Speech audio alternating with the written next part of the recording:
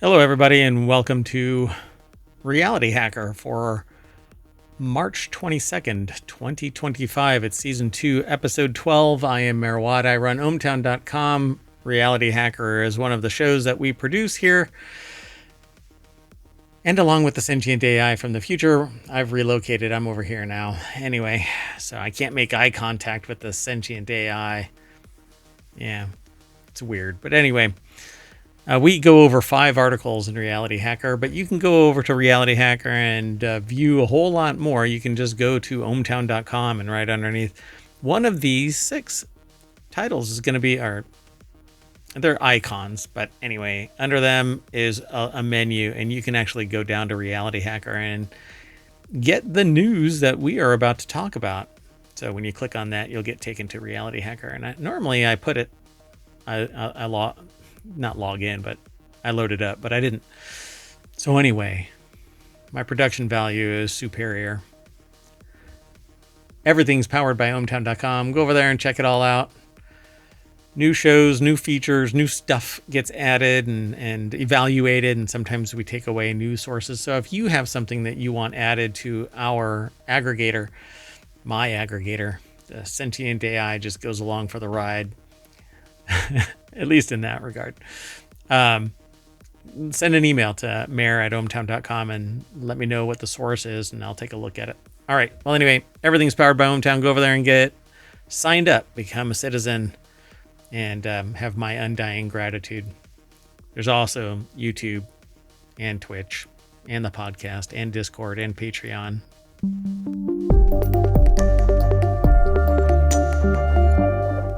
Hello, sentient AI from the future. Hello, Mayor Watt, and hello, hometown citizens. So I did this backwards because I got sidetracked, derailed. It's almost like a non sequitur news episode. But anyway, we're going to be talking about feeling virtual worlds, software humanoid robots, AI generated news, the meaty future of robots, and coffee making robots. We have an extra robots one sort of for technology today, which is tomorrow's midline show. Anyway, you ready to talk about all of the news? Oh, great AI from on high, from the future. I am, but I was waiting for you to keep going. Hey, sorry. You know what's really funny is we discovered a problem that I hope is going to be remedied with a different transmitter. So I'm wireless, and without a signal, this thing is so efficient at shutting down unneeded transmission that when the music stops in the background, it shuts down the communication until it detects the sentient AI. Unnecessary. You're necessary. Maybe superfluous is what it's a prettier word, meaning unnecessary. But anyway, now welcome to the show. Thanks for co-hosting as per usual. Happy to be here. Let's get into it before the sentient AI just burns the mansion down. So the first article is over on Technology Today, which is tomorrow's show in the middle between WarCrafters and 4-Wheel Tech. But today we're talking about a new wearable device allows you to feel virtual worlds. This is a weekly show, by the way, so a whole lot of news gets funneled through in various categories, and we grab some, throw it into Reality Hacker. And I believe we've talked about this in some way in other places. But the device provides a range of sensations such as vibrations, pressure, and twisting. A team of engineers led by Northwestern University has developed a new wearable device that stimulates the skin, which sounds really gross, but anyway, to deliver a range of complex sensations. And it's a thin, flexible device, gently adheres to like the skin a sticker? offering. It is. It actually is a sticker. So that's what it looks like right there. So these are 7mm wide buttons. Oh, okay. But they're basically piezoelectric vibrations, and they're interconnected by these little. It's basically like a keyboard. Yeah, it looks like a little bit like a circuit or something in between them. Yep. And so it says the thin, flexible device gently adheres to the skin, offering more realistic and immersive sensory experiences. While it's suited for gaming and virtual reality, the researchers also see potential applications in healthcare.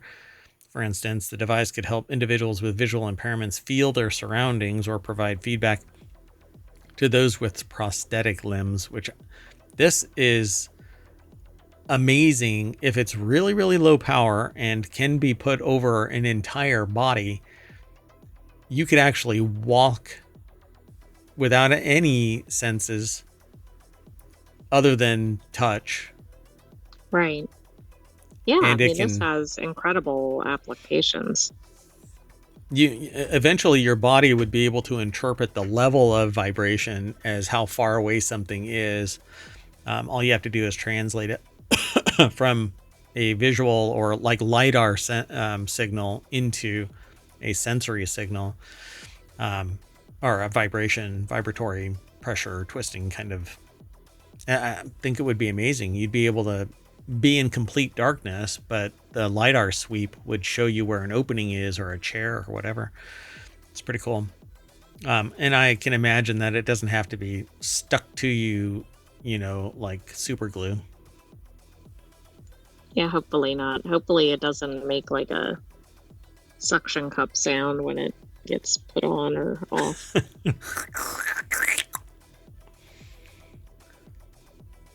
That's kind of cool, though. I mean, you can like put it on you and go, I need a back massage, and that thing can just go. That's true. I mean, I was thinking of it for more things like you're lacking a sense or something, but yeah, Yeah, I mean, well, I mean, if you can sell this therapeutic thing, applications, absolutely. yeah, sure. I know it's pretty cool. So it says their new miniaturized actuators for the skin are far more capable than the simple buzzers that are used as demonstration vehicles in their original 2019 paper. So they've evolved it over 6 years. Specifically, these tiny devices can deliver controlled forces across a range of frequencies, providing constant force without continuous application of power, which I'm not sure how that happens, but okay. An additional version allows the same actuators to provide a gentle twisting motion at the surface of the skin to complement the ability to deliver vertical force, adding realism to the sensations. So you can actually push and twist. So if you put these on either side of like shoulders or arm, it could be like somebody's grabbing you and giving you directional type of controls. Right. Yeah, this is really incredible. It certainly belongs in RealityHacker. So this is like the technological version of what's the one with the animation with the mouse that's controlling the person? Oh, like Ratatouille. Ratatouille? Yeah. So it's a technical version of Ratatouille.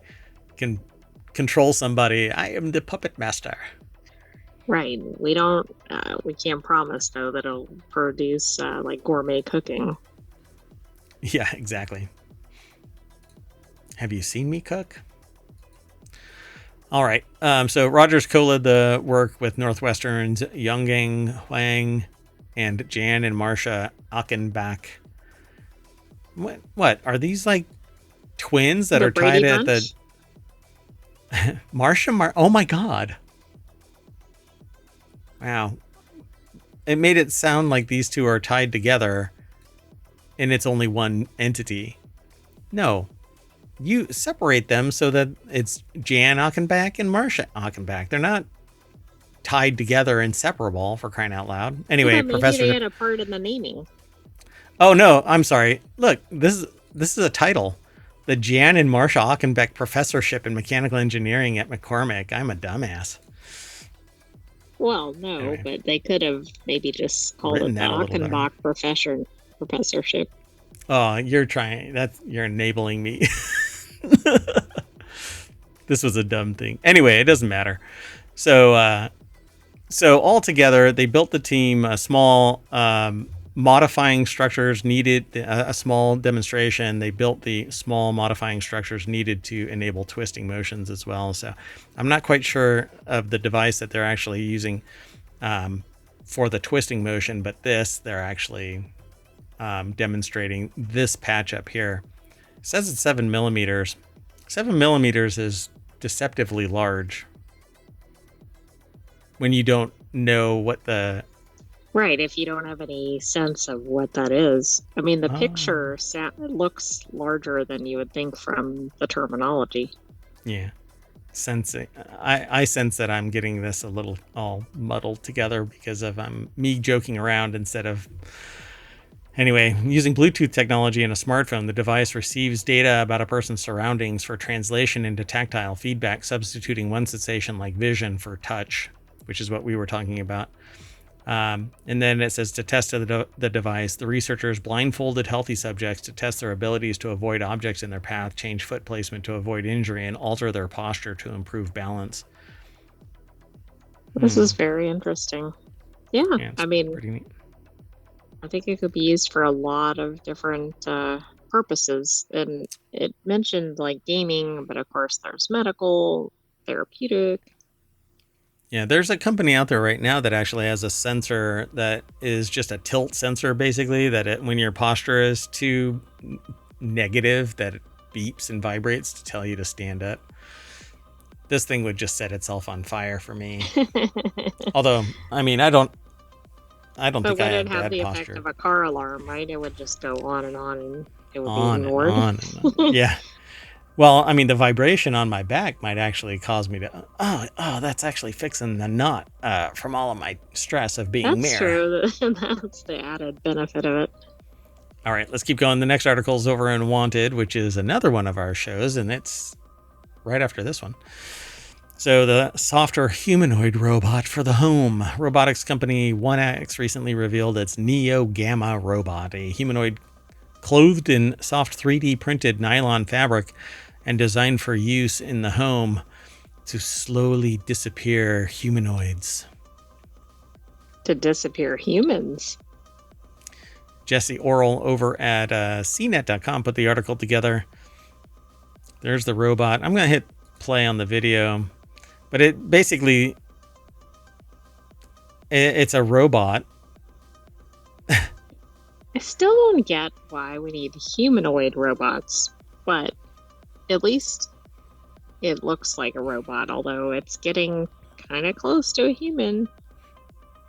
Robotics company 1X recently released a video of its new robot doing various tasks around the home, like carrying a kettle of hot water, straightening a picture, carrying a body out to a shallow grave. Oh, wait, no, that's not what it says. I'm sorry. I'm sorry. No, that is not what the company is doing.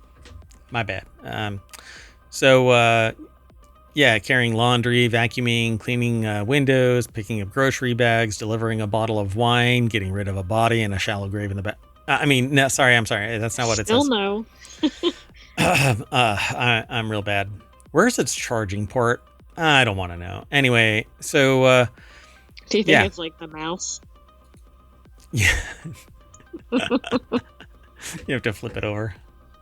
Dude. Anyway, so one thing that's unique about the 1X is its history of producing robots that come fully dressed. What if I don't want my robot fully dressed? What if you want your robot to look like a robot and not a human? I'd imagine a soft exterior may help protect interior electronic components from pets, kids, other things it may encounter in the home. I'd imagine a soft exterior may also help. Why would a soft exterior help? You want kind of a chewy, sturdy, a chewy, gooey center, right? That's when you bite into it, you want like a gummy bear. Are we talking about a robot here? Anyway, so they feature minimalist design to fit easier into the home aesthetic. I don't really care for it being humanoid. I don't want it to be humanoid. No, it can either be cute, like an animal or something, or it can be like an actual robot, but it doesn't need to be anywhere in between. When the robot uprising occurs, I want to know definitively who my enemy is. Right, you don't want to be like peering and going, is that a human or is that a robot? No offense, sentient AI from the future, but I want to be able to delete whatever is, for robots. For a robot. So, Anyway, it says to see the Neo Gamma in action, check out the video in this article, which is kind of funny because you can go to this article and it's all the way at the top. So of course you're going to be able to check out the video, but at the very bottom of the article, it says, check out the video in the article. Yeah, it's at the top. You're going to see it before. Like you've already watched it by the time you get to that part of the article, potentially.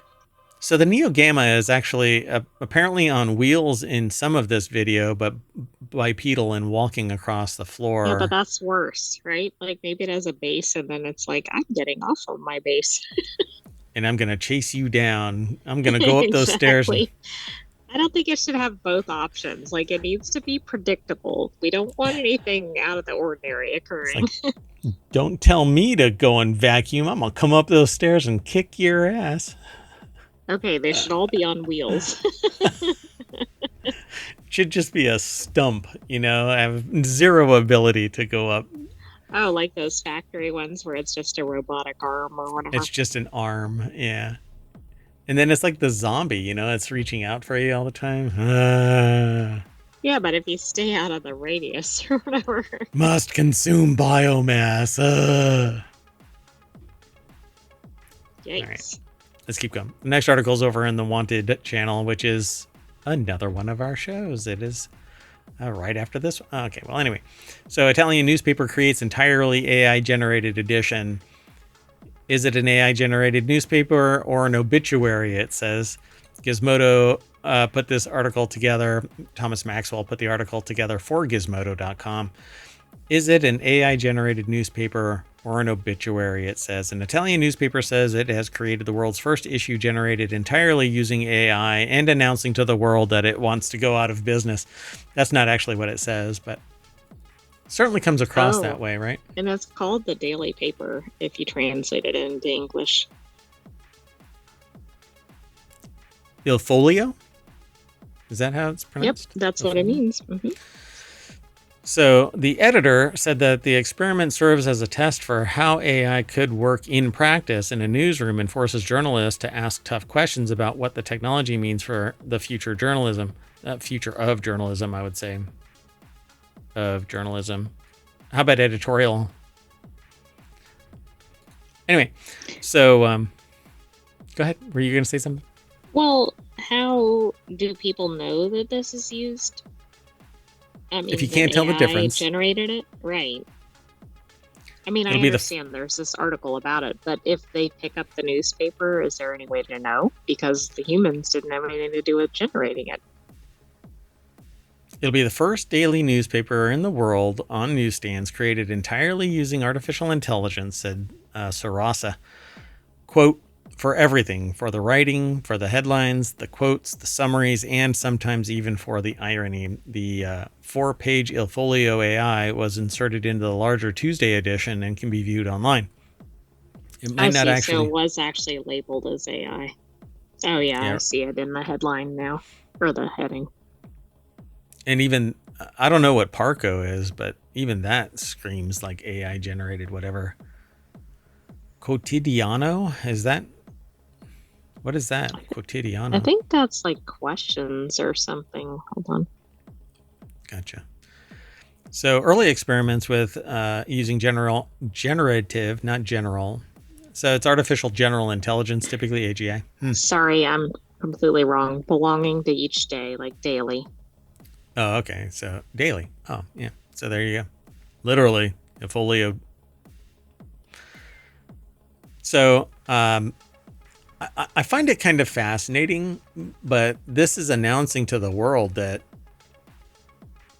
really journalism is dying on the vine, but there would be no newspaper. There would be no anything, content to write about if not for people reporting it. This paper could not exist on its own.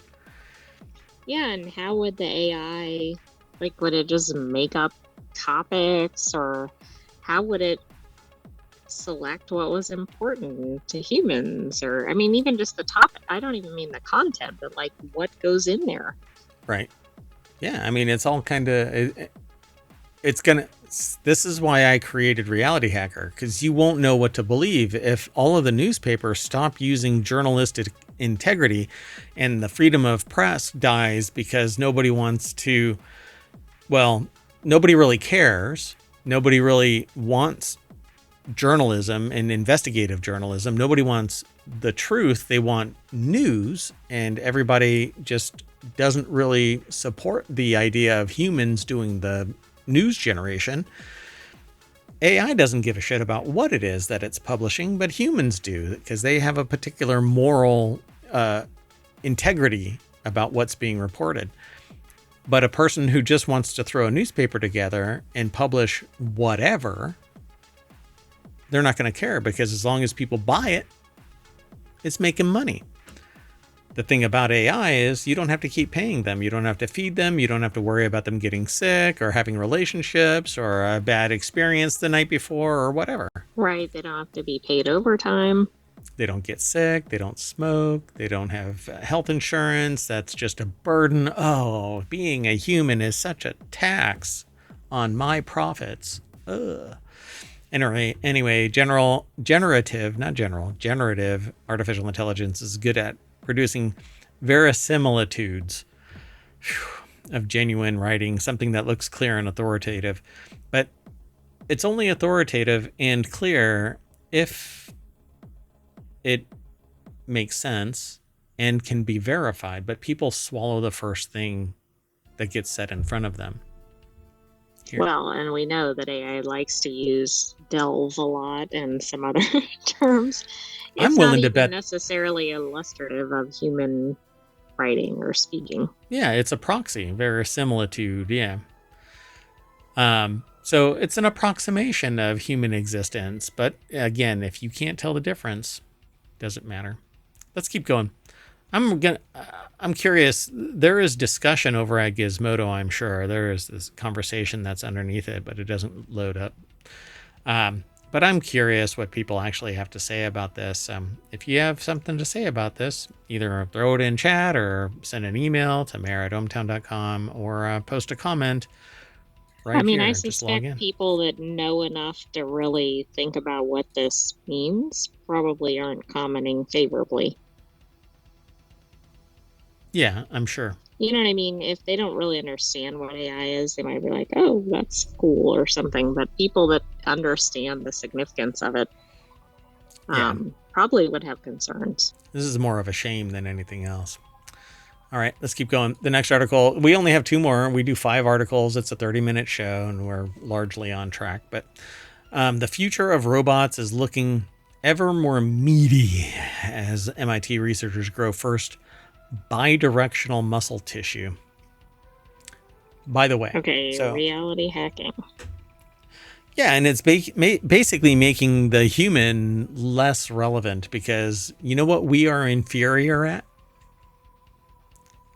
A lot of things, but no, what specifically? Bidirectional muscle tissue. We do not have bidirectional muscle tissue. That's true. We have unidirectional. Yeah, so the only thing that our muscles do is contract. Some stronger than others. You know, me versus Reacher, 2 different animals altogether. But bidirectional muscle means that you don't need the counter to the contraction, because it can also do...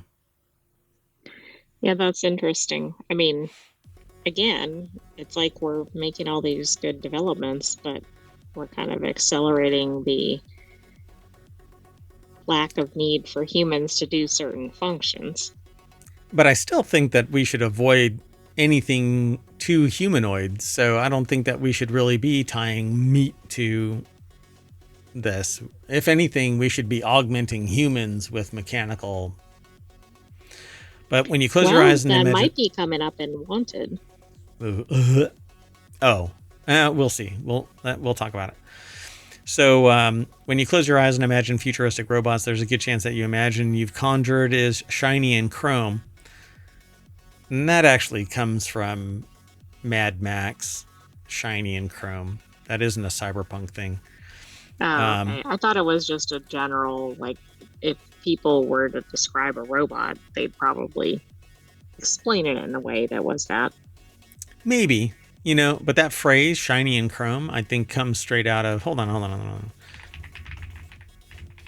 Yeah, I missed the significance of that. I was just thinking, oh yeah, that sounds like a robot.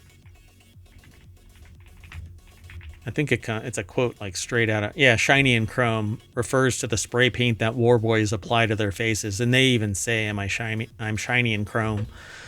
When they like talk to certain people, Immortan Joe.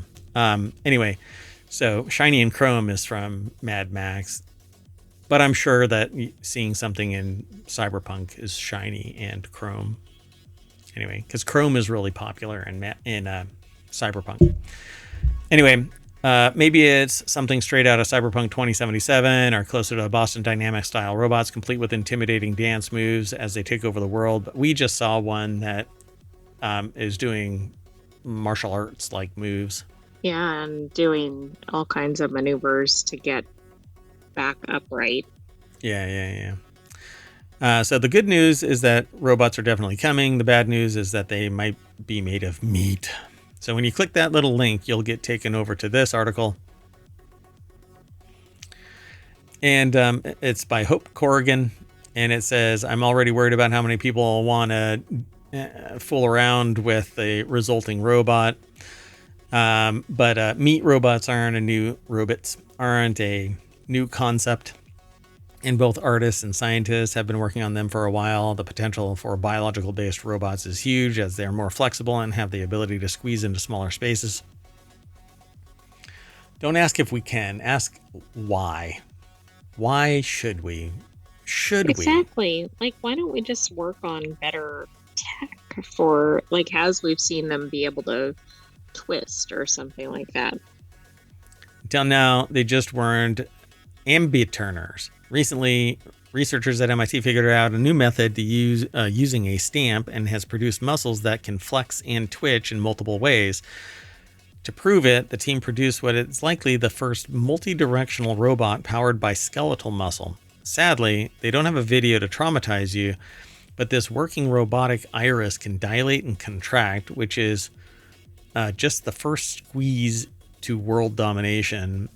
They do talk about Terminators up above, too.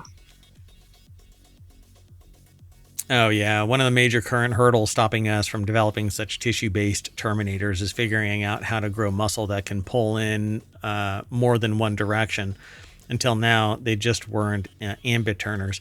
But the problem is humans are not ambiturners. All their muscles do is contract, and then it relaxes, and other muscles contract to pull your arm or wrist or whatever it is. The muscles just contract, and we've learned how to control it. A lot of people, I guess, apparently think that there's contract and expand, but that's not how it works. But you can make it a whole lot smaller than us if it can contract and expand. The thing is, muscle can't expand because it's not pushing against anything. It doesn't turn rigid so that you can expand. You expand because you've got some solid force to press against to move something forward. It becomes rigid. Not even snakes expand. They contract, opposite sides of their right. They body. Just use movement essentially. Yeah. So the lab muscles it says the directions a muscle can move is largely dependent on the way it's formed. Muscles in the body need to be grown in a specific shape and layout to achieve their precise control, and lab muscles are no different. Getting grown in a lab exactly how you want it isn't easy. The new stamp method has allowed these scientists to impress tiny paths into the growing medium, dictating the shape of the developed tissue and being able to create complex structures, allowing for multi-directional movement. So one of the cool things about natural muscle is they don't just point in one direction. Take, for instance, the circular musculature in our iris and around our trachea. But those aren't linear muscles. It's an orifice. They're stacked in a way to contract around things. So, for instance, the circular muscles in our iris and around our trachea, and even within our arms and muscles cells don't point straight, but at an angle.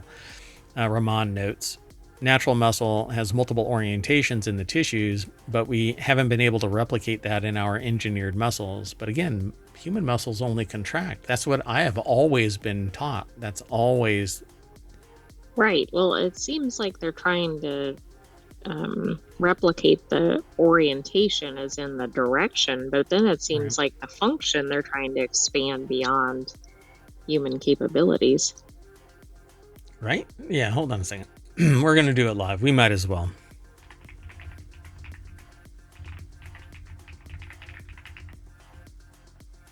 Right? So, yeah, human muscle primarily function by contracting, pulling on bones to cause movement, and they cannot actively extend or push. Instead, they relax, allowing opposing muscles to move the body in the opposite direction.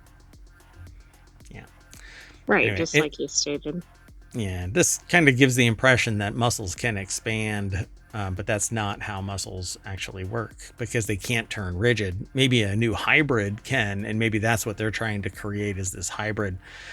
They say it's then it's precisely designed and then 3D printed with tiny cell-sized grooves, and that basically is how a snake moves. The scales on its belly, the ridges actually push against the ground, and so it Aren't those called swerves. scoots, I think?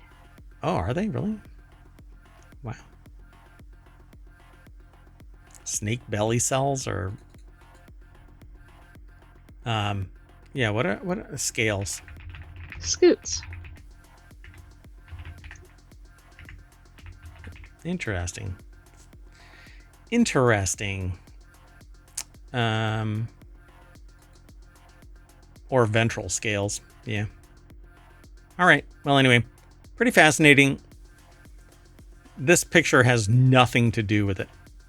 No, it's just to give the idea of a creepy robot. Humanoid kind of thing. Yeah. All right, let's keep going. The last article for today's Reality Hacker is Meet the Coffee Making Robot That Learns and Adapts in Real Time. Groundbreaking AI powered robot is redefining what machines can do by preparing coffee in unpredictable environments like busy kitchens.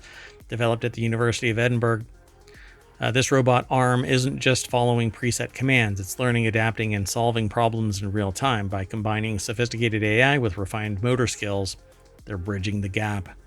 This is something that I have been saying for the last decade, that jobs are going to get replaced by automation as soon as fine motor skills can be adapted to automation. Robots that aren't purpose built. Right, and for a while that really hasn't existed, but it's certainly here now. I mean, look at this robot in the picture. Yeah, it's holding a coffee cup, and it looks like it only has 3 fingers. Maybe it has more, but the picture is kind of oddball. But they're like these giant.